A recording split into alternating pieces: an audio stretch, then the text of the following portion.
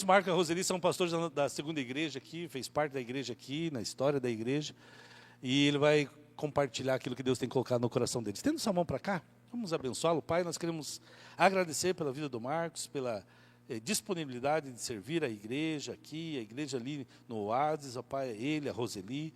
Pai, abençoamos a ele, sua casa, a Isabela, a igreja ali. Usa teu filho, Senhor, para falar não aquilo que queremos, mas aquilo que precisamos ouvir do Senhor. Obrigado, pastor. Glória a Deus. A paz a todos, amém? Que alegria estar aqui nesta manhã, ver pessoas que já conhecemos há muitos anos, e também rostinhos novos aí, né? Que o Senhor abençoe cada um. A igreja crescendo é a nossa alegria. Semana passada era para estarmos aqui, mas aí me deu uma travada na perna, essa perna que eu quebrei, né? Eu fui fazer um esforço não normal e acabou de noite ficando muito ruim. Aí eu liguei para o Jonathan de manhã, falei, Jonathan, não vai dar para ir de manhã. Mas hoje eu estou aqui. Ontem nós ministramos para casais, lá em São Sebastião da Moreira, na igreja do pastor Marcelo. E aí o pastor Marcelo queria que nós ficássemos hoje à noite ainda lá. Aí eu falei, não, hoje nós não podemos ficar, vamos deixar para outro dia. Porque também na nossa igreja, nós, antes de eu viajar para o Nordeste, já tinha ministrado um pastor. E depois nós ficamos 2 semanas fora, no Nordeste. E a semana passada agora veio uma missionária da África. E ela veio para o Brasil, para Belo Horizonte, e ela queria conhecer a nossa igreja. Então, de Belo Horizonte, ela veio aqui especificamente para conhecer a nossa igreja, para estar conosco. É uma missionária que a gente já faz 2 anos, que a gente tem uma parceria com essa missionária. Ela trabalha na África do Sul, num projeto missionário na África do Sul, a Cris, e ela quis estar conosco. Então, semana passada também eu não ministrei na igreja. Aí já fazia 4 domingos que eu não ministrava na igreja lá, do Oásis. Eu falei, se pular mais um agora vai ficar muita coisa. 5 domingos sem o pastor ministrar, mesmo que outros ministrem. Aí eu fiz questão, então, de estar aqui hoje, e eu quero estar à noite lá com os irmãos. É uma alegria estar aqui com vocês. Antes de nós entrarmos na parte do testemunho, eu quero falar algo importante. Aí, Lucas, cadê o bigode? Aconteceu uma tragédia. Tragédia, viu, pastor? Cortou errado, Lucas. Ai, meu Deus. É isso que dá, viu?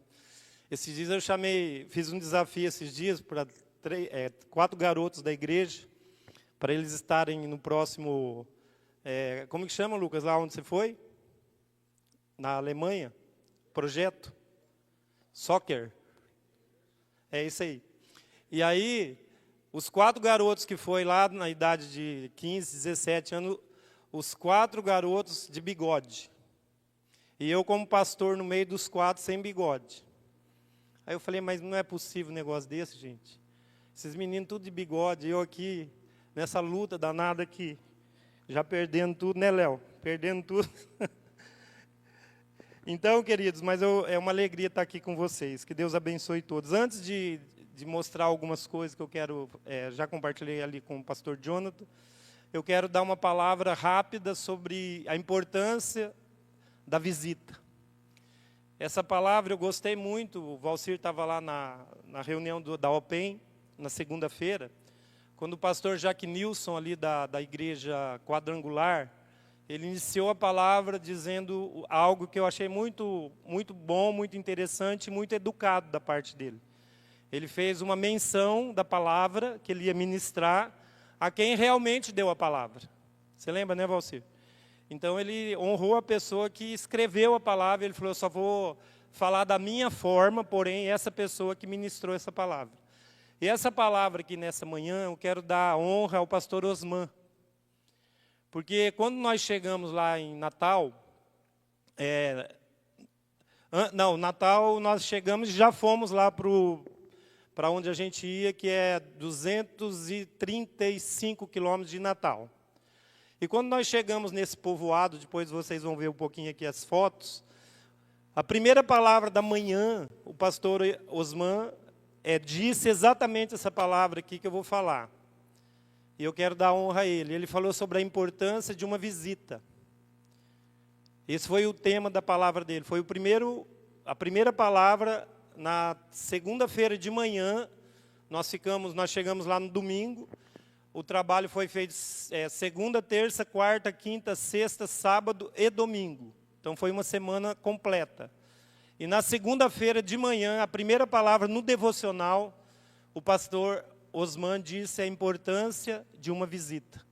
E eu quero reproduzir um pouquinho só, rapidamente, da importância de uma visita. E aí eu me lembrei da minha própria conversão. Porque eu sou um moço eu era um moço na época de 17 anos, que não conhecia nada de Jesus, da palavra, do Evangelho, e alguém me fez uma visita. Alguém me fez uma visita. Eu trabalhava na TCC de cobrador, na época podia pegar menor, eu tinha 14 anos.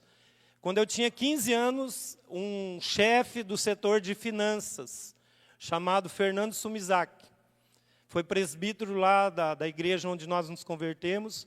Ele foi lá na minha casa fazer uma visita. E eu não entendi como que um chefe de um setor da onde eu trabalhava, que tinha uma posição dentro da empresa, depois do diretor era ele, como que um homem sai da casa dele e vai lá no Sarandi, eu morava no Sarandi, fazer uma visita para 2 jovens, de 17 anos de idade, que aparentemente não tinha nada para retribuir a ele. Mas ele foi lá fazer uma visita. Eu me lembro bem que ele tinha alergia. E na época eu morava no Sarandi e não tinha asfalto. E eu lembro que ele chegou com um lencinho no bolso, e colocando a mão assim na nariz, escorrendo o nariz e os olhos, mas ele foi lá fazer uma visita. E eu me lembro até hoje, quando ele chegou na minha casa e fez essa visita, ele disse assim: meninos, eu vou levar vocês 5 vezes na igreja.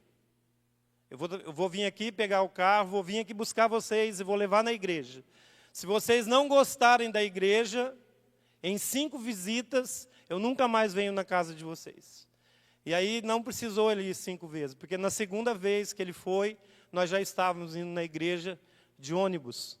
E nunca mais deixamos de ir do Evangelho. Isso está fazendo 43 anos atrás.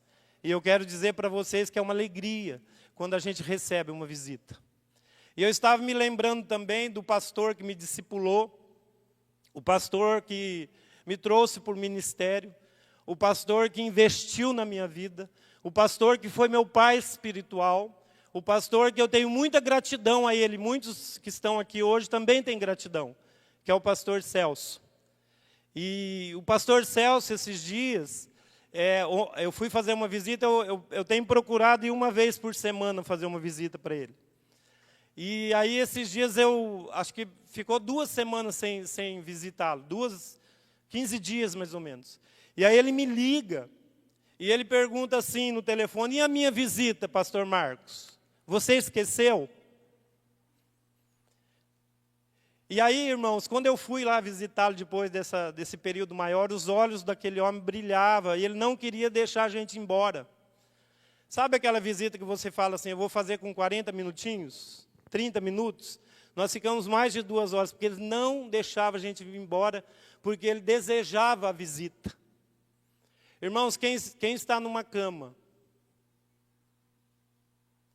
quem está preso em uma cadeira de roda, quem está num hospital, quem está numa situação desesperada de depressão, opressão, sabe o valor de uma visita.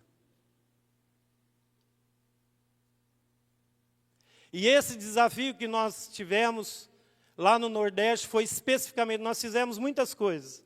A Roseli trabalhou depois de quase, ultimamente, antes da aposentadoria, ela já tinha ficado uns 4 ou 5 anos sem estar numa cadeira de dentista. E aí e depois mais 5 anos agora de aposentada, fazia 10 anos, a 11, que ela não voltava para uma cadeira de dentista. E lá no Nordeste, eles fizeram 498 procedimentos odontológicos em 3 dias, com 3 dentistas, com 3 cadeiras de dentista. E aí a Roseli estava falando que ela chegava, depois ela vai falar, às 9 da manhã e saía às 10 da noite, trabalhando ali em prol das pessoas. Mas, por mais que foi feito trabalhos, oficinas, mas o especial, o lindo, o desafiador, o glorioso, o que dá mais alegria em tudo que nós fizemos foi entrar na casa das pessoas, fazer uma visita. Para famílias que vivem um contexto totalmente diferente do nosso. Eles nem imaginam uma cidade como a nossa, um contexto de vida como o nosso, uma realidade como a nossa. Eles nem imaginam que existe. E aí, quando nós entrávamos nas casas, caminhávamos naquelas ruas para visitar, era algo glorioso. Quando você bate na porta de alguém, bate palma. E aí eu já estava no último dia falando assim, bom dia, licença. Já estava querendo falar igual eles. Mas quando você entra na casa de uma pessoa desesperançosa, uma pessoa que não tem nenhuma perspectiva de vida, jovens, crianças, e entra para visitar e ver a realidade deles por lado de dentro, isso é glorioso demais. Então, eu queria só assim para ter uma ideia. Quem foi ganho por Cristo pela visita de uma pessoa, levanta a mão. Aí várias pessoas. Porque alguém te visitou. Alguém foi na sua casa. A importância de uma visita. Eu sou um pastor que eu gosto de visita. É um contexto de vida meu. Mas, às vezes, a gente vai fazendo outras coisas, vai deixando essa questão da visita para depois. Já teve situações que, às vezes, eu ia visitar uma pessoa e depois deixei para depois, e uma vez aconteceu isso e a pessoa faleceu. E Deus falou comigo, se você tivesse ido, talvez, ele tinha aceitado Jesus. A pessoa não conhecia Cristo. A importância de uma visita. Então, você que está aqui como igreja, pense em alguém que você pode visitar. Pense em alguém. O evangelho é pregado na igreja, mas o evangelho é vivido no dia a dia. Quando a gente vai nas casas, quando a gente sai da nossa zona de conforto e vai para um lugar onde precisa de visita. Eu queria que você abrisse um texto comigo, se o pastor puder colocar, 1 Tessalonicenses 2, 1.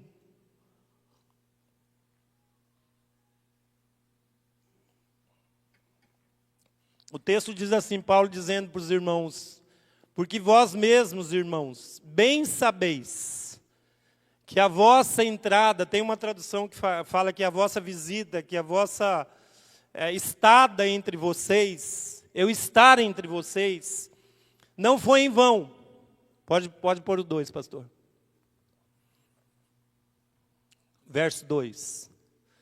Mas mesmo depois de termos antes padecido e sido insultados em Filipos, como sabeis, porque vós mesmos, irmãos, bem sabeis que a vossa entrada para com vocês não é em vão. Esse é o verso 1. Então, irmãos, Paulo aqui está dizendo que não é em vão ele estar entre os irmãos. Não é em vão, a visita não é em vão. E aí eu estava pensando, Deus visitou a humanidade no Éden. Lá no início, Deus vinha todas as tardes e visitava Adão. Depois Deus visitou a humanidade através de situações dos profetas, dos homens de Deus, até que chegou um dia Deus falou, não dá mais só para visitar esporadicamente, quando eles precisam, mas eu vou visitar eles corporalmente. Então Deus, em Cristo Jesus, sai do seu ambiente celestial e coloca os pés na terra, e bebe da água que nós bebemos, e pisa na terra que nós pisamos, e come da comida que nós comemos, e fez uma visita, durante 33 anos, ele visitou a terra, manifestou a glória dele, manifestou a graça dele, manifestou o amor dele, sentiu o que nós sentimos. Foi uma visita especial do Senhor Jesus na terra. Mas depois, quando ele volta ao Senhor, ele continua nos visitando através da pessoa do Espírito Santo. Amém, irmãos? Ele veio visitar e falou, agora eu vou morar com cada um deles. Fala assim comigo, Deus é um Deus que visita. É um Deus de visita. Fala para quem está perto de você, você é uma pessoa que visita? Você é uma pessoa que visita? Visita faz bem, é importante. Visita nos dá ânimo. Visita, às vezes, tira a pessoa de depressão. Visita, às vezes, a pessoa está pensando até fazer algo com a vida dele. Nós vamos contar aqui algumas experiências que nós tivemos de pessoas que estavam necessitadas de visita. Então é assim, você precisa visitar e você precisa ser aberto a ser visitado. Porque tem gente que acha que não precisa de visita. Para quê? Nós precisamos nos abrir e falar, eu preciso de uma visita. Primeiro, uma visita de Deus. Mas Deus se manifesta através da igreja que vai, da igreja que aperta a mão, da igreja que abraça, da igreja que ora. E aqui no culto é um ambiente maravilhoso. Porém, durante a semana, quando você está em casa, pensa nisso. Eu preciso visitar mais. Eu vim com esse pensamento, essa ideia, de visitar mais, estar mais próximos das pessoas. Amém? Coloque a mão no seu coração, Pai. O Senhor visitou cada um de nós. E a importância da visita, Senhor, na vida das pessoas. Eu quero ser visitado. Eu quero que as pessoas estejam na minha casa. Eu quero que as pessoas se sintam bem na minha casa. Mas também eu quero visitar, eu quero me esforçar. Tanta gente precisando de visita nos hospitais, Senhor. Tantas pessoas precisando de visitas nos sanatórios. Tantas pessoas precisando de visita nas cadeias. Tantas pessoas precisando de visita, Senhor, nessas casas com muros altos. Pessoas que estão deprimidas dentro de uma casa confortável. Tantas pessoas precisando de visita, Senhor, nas vilas, nos lugares longínquos. Tantas pessoas precisando de visita, Senhor, Deus, no seu interior, no seu coração. E às vezes faz bem alguém chegar e abraçar esta pessoa, Pai. Nós queremos ter este dom, esta missão de estar uns com os outros. Estar uns com os outros. Estar uns com os outros, porque isso, Senhor, é um dom, é uma graça de Deus na nossa vida. Em nome de Jesus. Amém, irmãos? Amém? Amém? Glória a Deus. Então, nós vamos começar, eu quero começar primeiro a falar da onde nós fomos. Deixa eu falar dessa palavra Seridó. Seridó é uma região de 2 estados. Estado do Rio Grande do Norte e estado da Paraíba.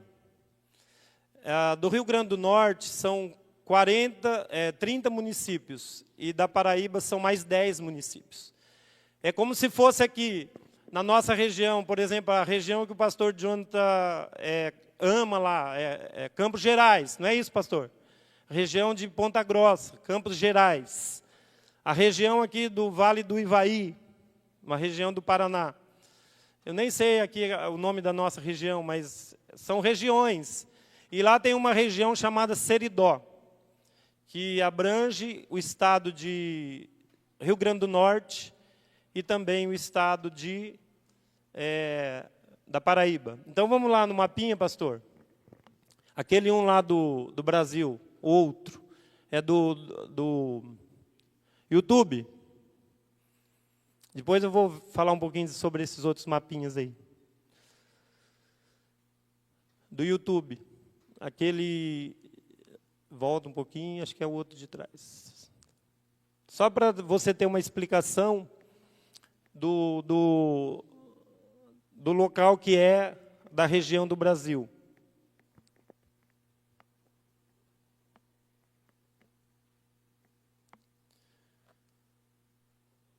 Pode.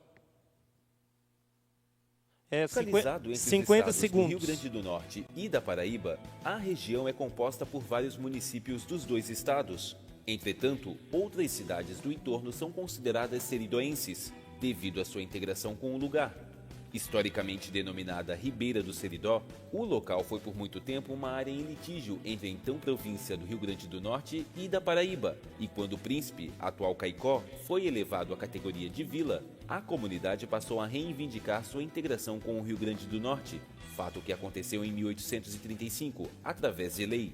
O termo Seridó tem mais de uma possibilidade de origem, podendo vir da língua dos tapuias, transcrito como Seritó, que significa pouca folhagem e pouca sombra, ou ainda do hebraico Sarid, que significa sobrevivente. Onde fica o Seridó? Isso, pastor, obrigado. Então, pouca folhagem, pouca sombra. Então, irmãos, é uma região assim, ela é semiárida, é um solo rochoso, areioso, aliás, areioso. E aí a gente entra para dentro do estado e você não vê muita árvore alta. Você vê, geralmente, caatinga. Baixa não é, pelo menos, não é uma região que tem tão pouca chuva, cada o máximo que ficou lá 4 a 6 meses sem chuva. Então, chove lá, mas não é muito. Mas é uma região que não produz quase nada de agricultura. Então, esse é o lugar onde nós fomos. Por que nós fomos para lá? Porque a nossa associação das igrejas de cristianismo decidido fez uma parceria através do pastor Ricardo, que é o presidente atual. Ele é do Nordeste e ele conheceu esse projeto. E aí, no antepenúltimo, encontro pastoral, ele levou o pastor Osman e a pastora, depois nós vamos mostrar a foto deles ali, que são líderes. E o pastor Osman e a pastora Socorro, eles amam essa região, eles são de lá, a família dela é toda de lá. E eles, então, fizeram residência em Natal, e aí eles começaram, então, a ir para essa região. E aí o pastor começou a ter uma visão de Deus que ele poderia fazer algo por este povo. E aí, há 9 anos atrás, 10 anos, ele começou a trabalhar para furar um poço de água em uma dessas regiões. E aí, ele furou 8 poços. E esse que nós furamos agora lá, nesses dias, foi o 9º poço. Então, aí é o seguinte, olha lá o pastor e a pastora, e esse foi o poço furado, e atrás já foi feita esta igreja com 9 dias. Essa construção foi feita em 9 dias. Depois nós vamos ver outras fotos que ainda estava no chão. A gente fez um louvor lá, estava no chão quando a gente chegou. Aliás, 2 dias antes da gente chegar, estava o trator passando, e aí foi feito tudo em 9 dias. Aí esse poço aí já estava pronto, já para água. Atrás dele tem uma caixa d'água, bem grande, mas enorme, e aí o poço foi furado do lado ali. Essa estrutura que você está vendo lá, alta, foi o IBAMA. É IBAMA? É o órgão do governo, que tentou furar e não saiu água. Pode voltar, pastor, naquela que dá para ver mais alta. Aquela estrutura alta. E aí, vocês estão vendo já a caixa d'água ali? É daqui ali no violão, ó, mais ou menos. O IBAMA tentou furar aqui, não saiu água. E aí o pastor furou ali, no violão, e saiu água, 4.000 litros de água por hora. Isso é um milagre, amém?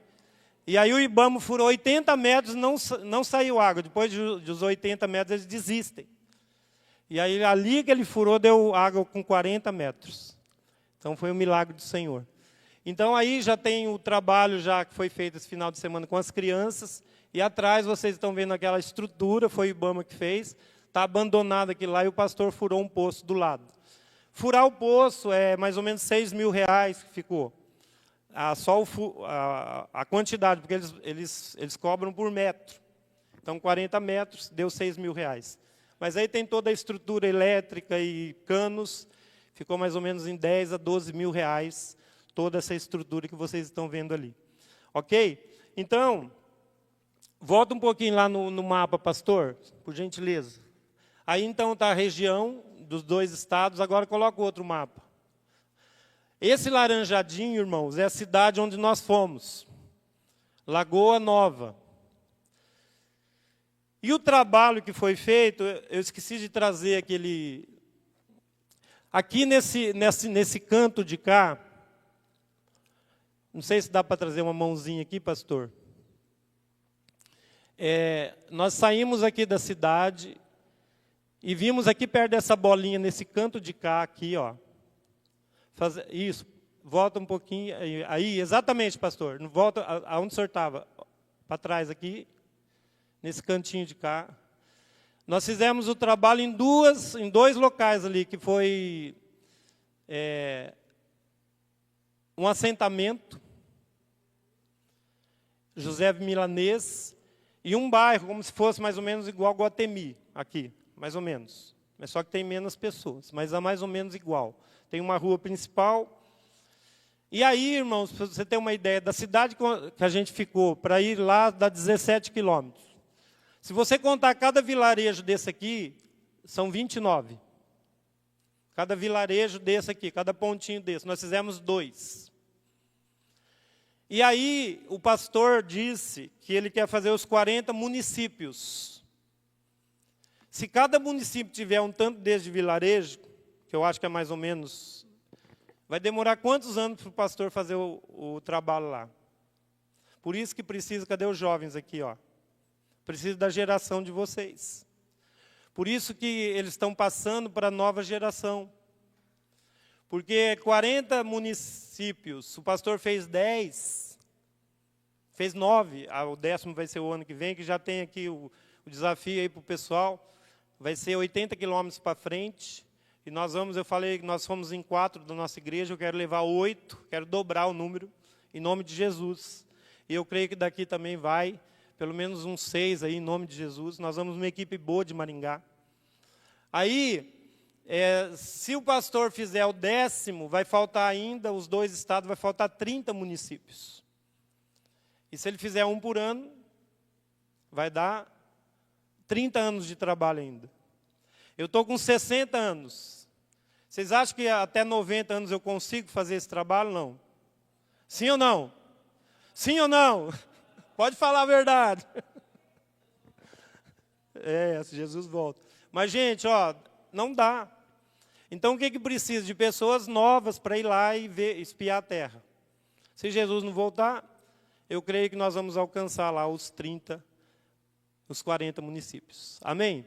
Agora, irmãos, cada um desses daqui é um vilarejo. Por exemplo, quando a gente sai da cidade, eu passei em 2 vilarejos quilombola. Tem uma foto aí, pastor Jonathan. Eu estou com um quilombola, um moreno bem... Um negro, né? Bem grandão. Pode ir passando. Aí volta, essa foto aí. Ele é quilombola. E aí eu fiz um convite. Nesse dia aí ele estava muito alcoolizado, mas muito mesmo. Ele estava sentado no meio-fio. E muito alcoolizado. Mas eu cheguei perto... E abracei ele e falei, o senhor precisa de receber uma palavra de Deus. E no último dia, do último culto, ele estava lá sentadinho na frente, com o banhinho tomado. E quando teve o apelo, ele aceitou Jesus. Amém? Quilombola, que é um povo pouco alcançado. Então, irmãos, são experiências maravilhosas. Eu queria que a Roseli viesse, ela vai dar um testemunho também de algumas coisas que nós vivemos lá.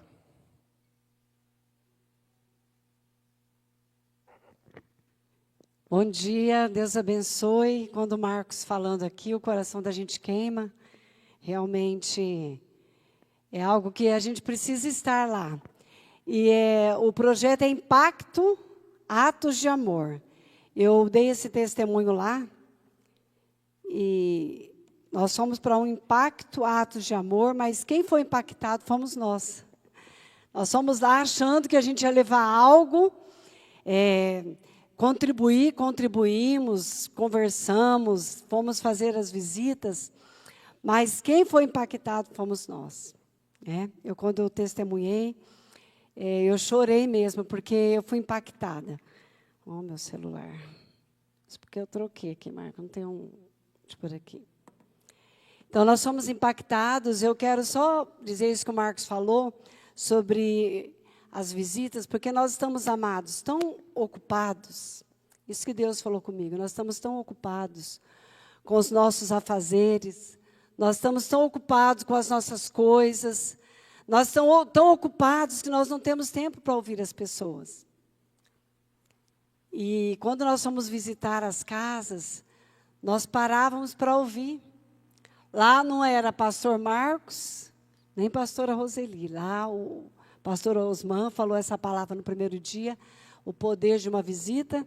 E ele disse que você não é para ser chamado de pastor, nem pastora, né? Para a gente tomar muito cuidado.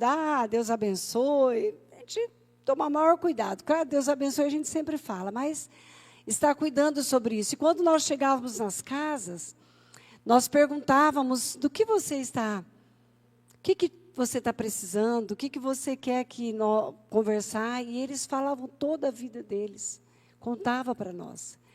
Então, o que Deus falou ao meu coração é que nós estamos muito ocupados, eu anotei aqui, com as nossas coisas, e nós não temos tempo para ouvir as pessoas. Isso foi para mim, não sei como que é para você. Nós estamos tão ocupados com nossos afazeres, com a nossa casa, ocupados com as nossas coisas, com o nosso estudo, com tudo que envolve. Claro que é importante, nós precisamos estudar, precisamos trabalhar. Eu sei que tem pessoas aí que ainda trabalham, eu aposentei, mas eu também trabalho. Então, nós estamos muito ocupados e muitas vezes nós não estamos disponíveis para ouvir. E muitas vezes as pessoas só querem que você ouça, que você pare para ouvi-las. E eu coloquei assim, para ouvir a necessidade. Quantas pessoas precisando de um abraço, de um ouvido e de um sorriso. Eu nunca abracei tanto lá. E lá eles me chamavam assim, de galega. Lá eu era galega, lá no meio deles. Eles falavam, galega, veio aqui em casa. E teve uma mulher, que ela foi 3 vezes lá na escola onde nós ficamos, no ginásio. E ela chegava lá na recepção, eu não era líder do grupo, não. Quem era líder do meu grupo era um jovem adolescente, porque ele já tinha ido em outros impactos e nós nos submetíamos a que ele falava. Claro que a gente ajudava e estava junto, mas... E ele chegava lá, eu quero falar com aquela equipe que tem a galega, porque eu acho que era mais fácil ele identificar, né? E aí nós íamos todos lá, toda a equipe, eu vou estar aqui à noite lá não é culto, né? Eles falam assim, festa na praça. A gente não usa culto na praça, é festa na praça. E essa mulher, nós fomos na casa dela, a casa dela não tinha energia, nós fomos na sua casa, ela tinha tentado o suicídio 2 vezes, e a última vez que ela tentou o suicídio, quem salvou ela foi a sua filha, que tinha 8 anos de idade. Então, nós somos impactados com esses testemunhos. E lá, uma coisa que nós ouvimos muito, eles contam tudo perto das crianças. Tudo perto das crianças. Eles falam sobre suicídio, que... as histórias são bem chocantes, e nós tentando não falar no assunto perto das crianças. Não, Roseli, essa menina aqui que me salvou. Estava lá, aí ela conta toda a história, e a menininha ali, com uma carinha. E, ao final, nós oramos, ela pegou meu celular, manda mensagem para mim, conversa, pergunta como que nós estamos aqui. Então, há uma necessidade, né, de nós estarmos levando a palavra do Senhor. Nós podemos levar aqui Devemos. Claro. Precisamos evangelizar. Por que precisa ir tão longe, né? Às vezes a pessoa fala assim, por que vai lá no Nordeste? É uma experiência que nós tivemos. Foi algo que nós precisamos estar lá. Se eu fosse você, eu ia o próximo ano. Eu vou. Quem vai aí? Quem quer ir? Quem deseja ir? Deseja ver? Ó, amém, Alexandre. Olha, tem 3, 4. Opa, que vai uma equipe boa. Amém, 6, 7, olha. Em nome de Jesus. Por quê? Só que eu vou dizer para vocês, nós acordávamos 5:30 da manhã, bom, quem vai para missões sabe, nós íamos dormir meia-noite. E ó, falei que eu acho que eu nunca trabalhei tanto na odontologia, nunca teve tanta extração de dente. Olha lá, ó. E lá, isso aí é uma cadeira provisória. O refletor, estou segurando na mão, né? É. O refletor era uma luz normal, num soquete. E a dentista falava, eu não estou enxergando. Aí tinha que pegar e pôr a luz. Inclusive, era bem precário, mas assim, o material muito bom. E muito, ó, nós chegávamos no lugar às 9, e às vezes saía 8, 9 horas da noite, só comia. Eles levavam as dentistas, os técnicos, as enfermeiras. Só tínhamos o horário do intervalo do almoço e voltava. 498 procedimentos. Mas, amados, eu vou dizer para vocês, eu nunca senti tanta presença de Deus no lugar. Como que você evangeliza? Melhor oportunidade, né? Evangelizar com a pessoa com a boca aberta. Ela não pode falar. Né? Com a boca aberta, cantávamos, orávamos, contava alguma história de Jesus, né? A dentista que estava de Curitiba, ela falou assim, todas as vezes eu sempre orei, sempre quando eu trabalhei na prefeitura, todos os anos, toda vez que ia ter um procedimento de cirurgia, eu sempre orei, as dentistas sabiam que eu orava antes, para que tudo dava certo, estava demorando a extração, e eu lá, em nome de Jesus, esse dente vai sair na minha mente, orando. Ela falou, nossa, que legal, ela falou, você não vai poder faltar nenhum ano. Eu falei, opa, porque é algo impactante. E talvez você vai dizer assim, podemos fazer aqui? Sim, devemos fazer aqui. Eu falei, Marcos, nós precisamos evangelizar o nosso bairro Oásis, casa por casa. Amém? Nós vamos fazer isso. Fizemos agora na IBF com as crianças e vamos fazer agora casa por casa. Mas, amados, é totalmente a maneira é totalmente diferente, porque lá eles abrem as casas. Aqui nós temos uma dificuldade, que as pessoas normalmente te atendem no portão, né? Dificilmente, a gente sabe pelo perigo e assaltos, mas nós não podemos deixar que isso seja um impedimento de nós levarmos a palavra do Senhor. E um texto que Deus falou ao meu coração, está em Atos, no capítulo 3, no versículo 3. Pedro disse, eu não tenho prata e nem ouro, mas o que eu tenho, isso eu te dou. Em nome de Jesus, o Nazareno, levanta. O que eu tenho, eu te dou. O que você tem? Talvez você não tenha um dinheiro. Nós não levamos nenhum alimento em nenhuma casa, porque não era para isso. Eles tinham que ir lá no local, participar, e ao final tinha alimento, tinha lanche. Mas nas casas, porque senão nós iríamos levar em todas as casas, e isso poderia trazer um problema para a cidade. Mas nós temos Jesus, então o que eu tenho eu te dou. Você tem Jesus. Aonde você está, no seu trabalho. Pastor, eu trabalho o dia inteiro, evangeliza no seu trabalho. Evangeliza na escola. Evangeliza onde você está. Você pode levar a palavra do Senhor. O que você tem, você pode dar. Então, eu quero dizer para vocês que foi uma experiência impactante, maravilhosa. A comida lá, o Marcos estranhou bastante, porque eu tenho mais facilidade em comer. O Marcos, Lá era cuscuz, né? Todo dia de manhã. Eu gosto de cuscuz, eu comi todo dia de manhã. O Marco já não tinha um pouco de dificuldade de comer algumas coisas. Mas, assim, é impactante, valeu a pena. E eu posso dizer para vocês que, bom, quem vai, o nosso missionário, que foi o Cauê, foi carne de cachorro, né? Aí eu falei, aí, no Vietnã, foi carne de cachorro, né? Não chegamos nem no carne de cachorro, Marcos. Eu falei, Marcos, você provaria a carne de cachorro? Sim? Oh, ele falou que sim. Então, foi algo assim impactante, é uma experiência que marcou a minha vida e, com certeza, o ano que vem eu quero ir novamente. Glória a Deus. Ô, John, por gentileza, só para me falar de umas 3 visitas, nós já estamos encerrando aqui. Aquelas fotos. Tem uma senhora aí que eu entrei na casa dela, porque é assim, quando você vai num lugar mais pobre, as pessoas te recebem melhor. Mas aí você vai em alguns chacrinhas, aí já é uma pessoa que tem gado, uma pessoa que já tem uma condição melhor. E aí, nessas fotos aí, tem uma foto de uma casa que a gente bateu palma, e o cara veio nos receber com o rosto totalmente fechado. E aí ele falou que ele era pai de uma pessoa que tinha o nome de uma rua, então era um político. E sempre tem mais dificuldade esse tipo de pessoas receber a gente. E foi um desafio entrar nessa casa.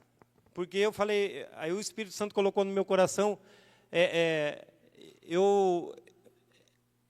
para mim entrar, aí essa daí, ó, esse senhor aqui do lado, tem um vulto dele ali, ele é filho dessa mulher aí. E aí ele fez não entra aqui, tinha um cachorro grande, eu tenho bastante medo de cachorro, e tinha um cachorro solto, e ele fez questão de não prender o cachorro ficou assim, pertinho da gente. E aí o Espírito Santo falou, entra nessa casa, você vai entrar nessa casa. Eu comecei a cantar aquela canção que entra na minha casa, entra. E aí no Espírito eu falei, eu vou entrar nessa casa em nome de Jesus. E aí nós conversamos uns 20 minutos no portão, e depois eu falei para ele se tinha mais alguém na casa. Ele falou, tem minha mãe.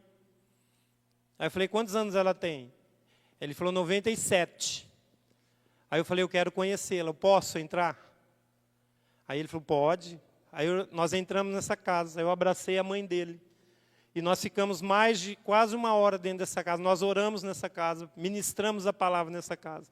Fizemos o apelo nessa casa.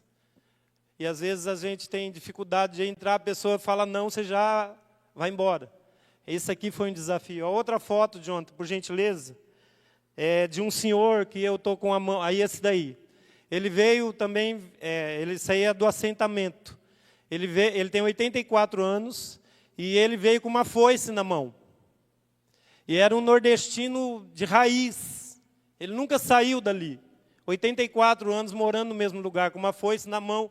Ele estava cortando cana e ele veio com aquela foice na mão e veio para o nosso lado. E eu falei, dá licença que nós vamos entrar. E eu entrei na casa dele, nós entramos na casa dele.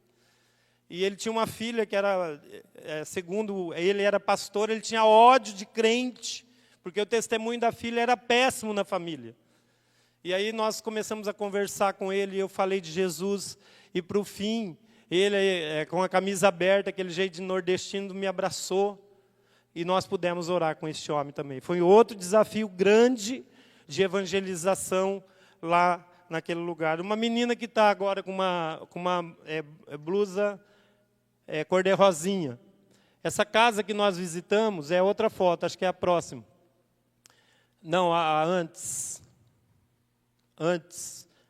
Aí. Essa menina aqui, ela tinha perdido duas crianças. E no dia que nós fomos visitar, ela tinha sangrado à noite. E ela estava depressiva, totalmente depressiva, totalmente depressiva. E nós entramos na casa pelo fundo, passamos por um lugar onde tinha gado, e entramos nessa casa, essa senhora nos recebeu muito bem, e nós oramos por essa menina, profetizamos sobre ela, e ela foi abraçada ali, e depois ela sorriu, e nós saímos de lá, ela estava sorrindo já. E eu creio que Deus a curou naquele dia. A próxima foto, John, por gentileza. Esse aí é aquele senhor que eu falei, Essa família aqui, irmãos, olha lá o tanto de criança. 1, 2, 3, 4, 5, 6.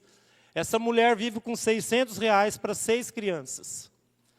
Essa família aqui, aquela criança que está no colo dela, estava quase jogando o pulmãozinho para fora de tanta tossir. E ela tossia assim, jogava para fora aquele catarro, e a mãe falava, eu falava, mas tem que levar essa criança no postinho, porque tem um postinho lá. Ela falava, não, mas não é nada, não é nada. Não é nada. E ficou como se não fosse nada. Aquele garotinho que está perto de mim lá, nós fizemos uma revisita nessa casa. Só tem 2 redes e um colchão de casal, para que todos eles dormir. Essas 2 redes não tem outro lugar, não tem guarda-roupa, não tem cadeira, não tem sofá, 2 redes e o colchão. E eles dormem tudo ali. E essa criança que está próximo de mim, quando a Léo chegou na revisita, a Léo é enfermeira. Ela percebeu, isso quem trabalha na saúde aí sabe, ela percebeu que estava fundo aqui, ó.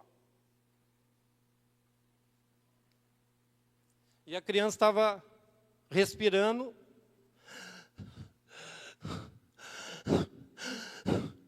E aqui afundando. E a Léo perguntou, você tem asma? E a criança falou, eu tenho asma. E ela falou, quanto tempo você não trata disso aí? Ó, nunca tratou. E esse menino quase que precisou sair correndo ali. Mas essa família aqui, a gente evangelizou, pregamos de Jesus e abraçamos essa família. Vizinho dessa família foi o que mais me tocou.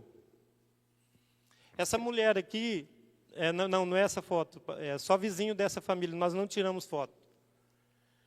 Essa mulher chamou a vizinha da frente porque tinha tido um suicídio. Lá o índice de suicídio é altíssimo. Se você puxar na internet, esse município, o índice de suicídio é muito alto. E aí chamou a vizinha da frente e veio uma criança.